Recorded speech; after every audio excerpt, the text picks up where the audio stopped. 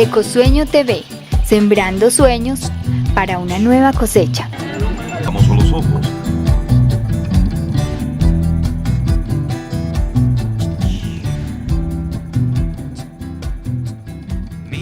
Hay varias preguntas que también son como análisis que ustedes han hecho, ¿no?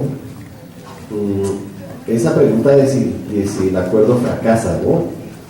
Es una pregunta muy interesante que Nelson se nos tuvo que ir, pero digamos que la actitud que uno debería asumir es de creerle al gobierno y creerle a las FARC en lo que dice el título del acuerdo. El título del acuerdo dice que es acuerdo para poner fin al conflicto, y pues tocaría pensar que si ellos lo quieren hacer, pues, y han firmado ese acuerdo y fijaron esos 6 puntos, y hay unos países que son garantes y otros países que son invitados, y si la Unión Europea y Naciones Unidas y la OEA y las embajadas y bueno, mucha gente viene diciendo que apoya el proceso, y cada vez se suman más voces de muchas organizaciones sociales y de mucha gente, pues uno tendría que pensar que hay que creerles y que ojalá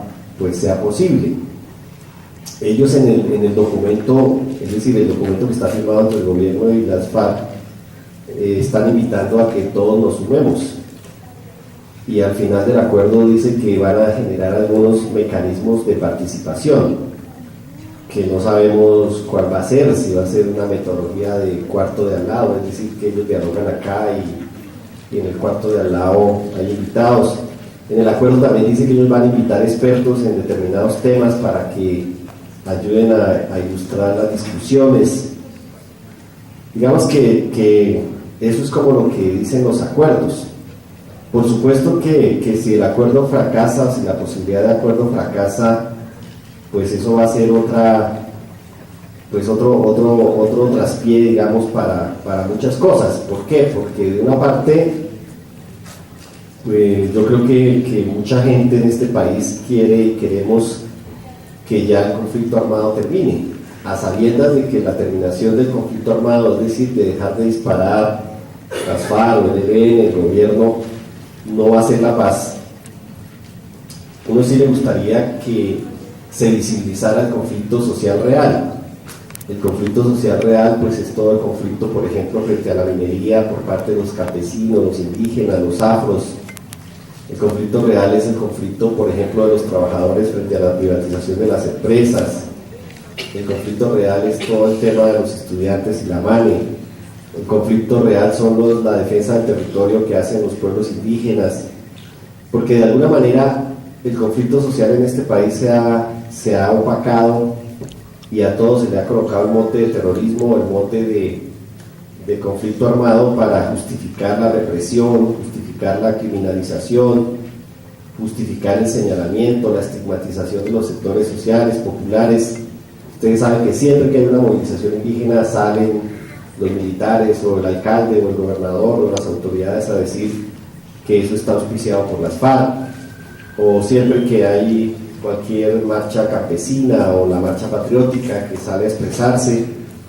Entonces nosotros quisiéramos que hubiese una negociación para que el conflicto armado no fuera un pretexto para seguir reprimiendo a la gente, y siempre se asesina a la gente inerme, a los campesinos, a los líderes indígenas, a los estudiantes, y siempre se le achaca el tema al conflicto, y por eso pues si fracasa el proceso para nosotros pensamos que eso sería pues un grave problema.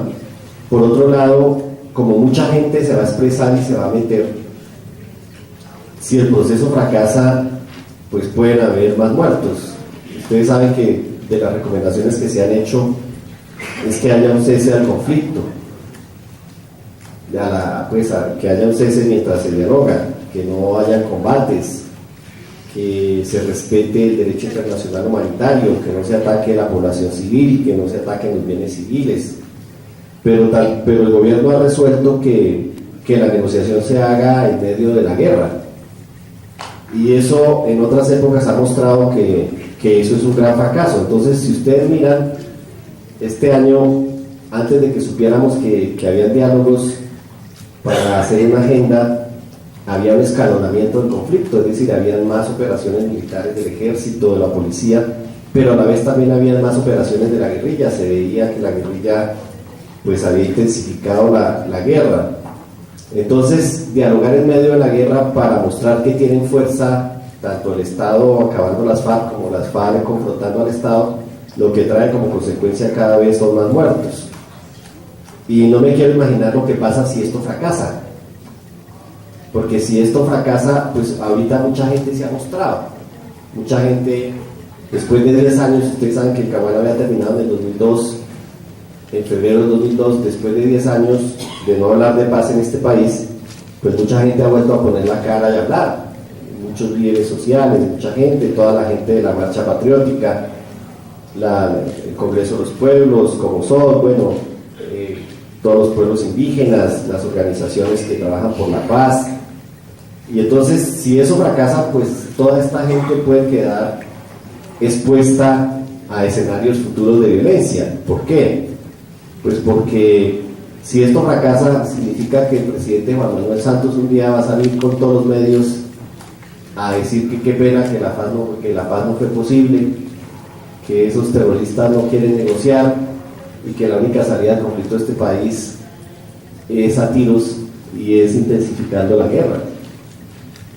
Y entonces todos los medios van a salir, porque eso también hay que tenerlo en cuenta. Mire, fue mediáticamente que el gobierno puso a hablar a todos los medios de paz y a toda la gente de paz. Claro, también ha habido movilización, ustedes vieron a los indígenas antes de que se hablara de esto, pues sacando a la guerrilla y sacando al Estado de sus territorios. Pero no quiero desconocer pues la movilización social que también ha contribuido a esto, pero también quiero resaltar que los medios de comunicación, todos, la prensa, la gran prensa, la televisión, la radio, etcétera, pusieron mediáticamente a todo el país a hablar de paz. Y eso es peligroso porque en un momento dado, en 6 meses, en un año, si esto no va bien, pues van a hacer lo mismo, pero al contrario. Esto no se pudo, esto toca al modelo antiguo, se agotó las posibilidades de negociar y de no sé qué, y por eso es que hay que meterle a harto pueblo a la posibilidad de que el conflicto armado termine, a sabiendas de que la terminación del conflicto armado no es la paz. La terminación del conflicto armado es apenas un pasito para la posibilidad de visibilizar pues todos los problemas que tiene este país y que habría que solucionarlos. Claro, esto no quiere decir que esta sea la posición correcta, yo estoy expresando una opinión, pero pienso que eso es así. Entonces, ahí yo contesto varias preguntas, es decir, un poco la preocupación de si el acuerdo fracasa, que si el acuerdo fracasa no va a haber más cosa que lo mismo, ¿no? Guerra, violencia del Estado, violencia contra el Estado, y en medio de todas las inundaciones y las catástrofes, pues siempre los que mueren son los más pobres, son los más desprotegidos. Eso es igual que cuando hay un huracán. Un huracán pasa por Cuba o pasa por Miami, hay 2 muertos en cada país, pero pasa por Centroamérica y hay 1000 muertos, 800 muertos. Es decir, los que están más desorganizados y más vulnerables ponen más víctimas. O cuando ustedes ven aquí las inundaciones en el invierno, quiénes son los que pierden las casas, quiénes son los que se les inunda los cultivos, etcétera, siempre son los más pobres. En los conflictos armados, igual los que ponen más muertos son los sectores más pobres. Y cuando hay violencia política como en Colombia, pues también son los líderes sociales, los líderes comunitarios, y los dirigentes sociales, los dirigentes indígenas, campesinos, etcétera. Entonces deberíamos tratar de sin ser tontos, ser optimistas y hacer la profecía de que ojalá este proceso marche. Pero no basta con decirlo, hay que hacerlo, es decir, hay que movilizar a la gente. Este país está lleno de agendas. Los estudiantes de la MANE tienen una agenda, los campesinos indígenas tienen una agenda, los que trabajan por la tierra tienen una agenda. Lo que tú preguntabas, Marta, sobre el tema alimentario, ahí también hay una agenda por el tema de de la defensa del territorio, de la defensa de la tierra y la posibilidad de que nosotros podamos autosostenernos alimentariamente. Ese es un tema muy importante. Uno no puede explicar cómo un país tan rico como Colombia, con todos los pisos térmicos, con 2 mares, con la cantidad de ríos, no puede explicar uno cómo haya gente que aguanta hambre. Eso es totalmente absurdo. Cuando uno va a cualquier sitio, a cualquier campo que uno vaya en Colombia, uno ve que los alimentos se desperdician, las frutas, y eso tiene que ver pues obviamente con que hay 5 millones de desplazados, con que la tierra se está destinando, que tiene vocación agrícola para otras cosas, e indudablemente por eso ese es el primer punto de la agenda con las FARC. Eso no es casual. El hecho de que la tierra y el tema de la tierra sea el primer punto de la agenda de negociación es porque la paz de este país pasa por el tema de la tierra y por la solución de los temas que tienen que ver con los que están en la tierra o los que han estado históricamente en la tierra, que no son otros que los campesinos, que los afrodescendientes y los indígenas. Entonces, el tema de las garantías, ese es otro tema que también está en la agenda. ¿Garantías para quién?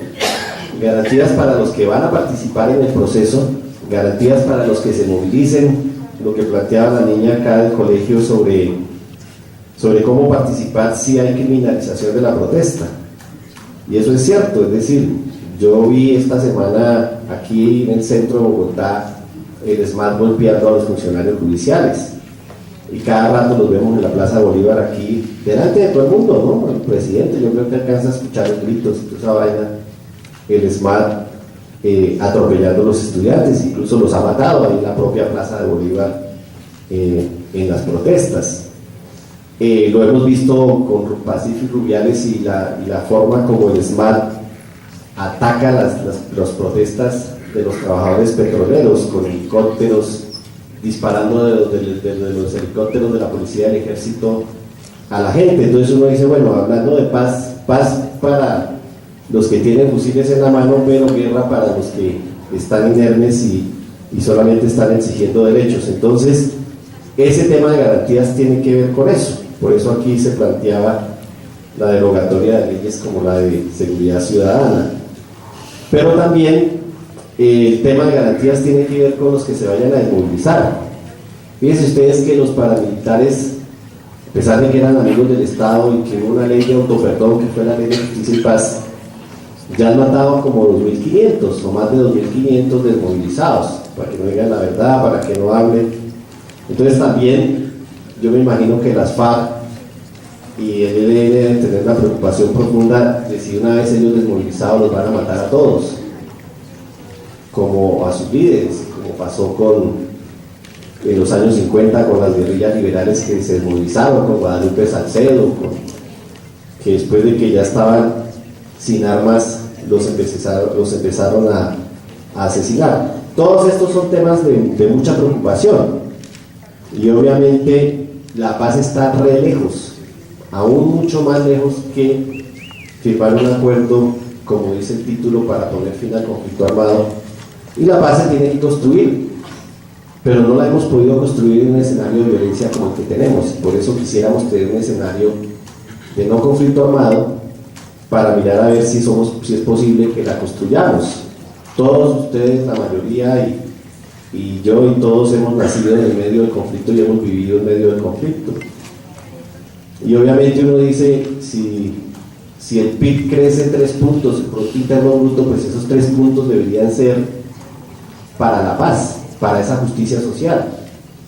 Si estamos gastando el 6 puntos algo del PIB en guerra, tenemos que bajarlo al promedio latinoamericano, es decir, que ahí ganamos 4 puntos de Producto Interno Bruto, que debería ser para salud, para educación, para generar empleo, para estimular la producción de alimentos, etc. Y bueno, pues yo estoy soñando, pero es que la paz es eso, es un sueño, ¿no? Es poder mirar un país mejor, un país más igualitario. Este país es un país rico, este no es un país pobre, este es un país empobrecido por las prácticas de gobierno, empobrecido por la violencia, por el desplazamiento forzado, pero este es un país riquísimo. riquísimo. Entonces, yo dejaría ahí, creo que traté de ayudar a contestar algunas de las inquietudes, pues diciéndole sobre todo a las niñas acá que no me crean, reflexionen lo que yo digo no digo la verdad, yo doy opiniones como mucha gente, ¿no? Nos pegamos a los ojos.